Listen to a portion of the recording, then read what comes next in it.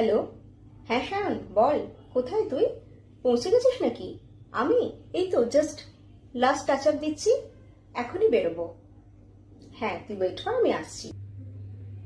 ও, সায়নকে বললাম না, সায়ন আমার হাজবেন্ড, ইউএসএ তে থাকে। আজকে তো ভ্যালেন্টাইন্স ডে, ও এই সময়টাতে 1 মাসের ছুটি নিয়ে ঠিক আসে, তাই এই দিনটাতে শুধুমাত্র সায়নের জন্য আমি সাজগোজ করি। আচ্ছা, কি পাগলামো শুরু করলি তুই? কোথায় যাবি? কোনো কল আসেনি পিয়ালি, কোনো কল না। মানে, সায়নের সঙ্গে দেখা করতে যাচ্ছি, আবার কোথায় যাব? মাঝে মাঝে এমন অদ্ভুত কথা বলিস না তুই, বিরক্ত লাগে জানিস তো। পিয়ালি, সায়ন আর নেই। গত বছর ইউএস থেকে আসার সময় ফ্লাইটটা ক্র্যাশ করেছিল।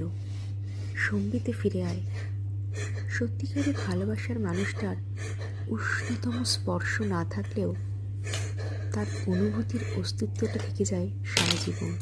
তা সে মানুষটা জীবনের এপারেই থাক বা মৃত্যুর ওই পারেতে।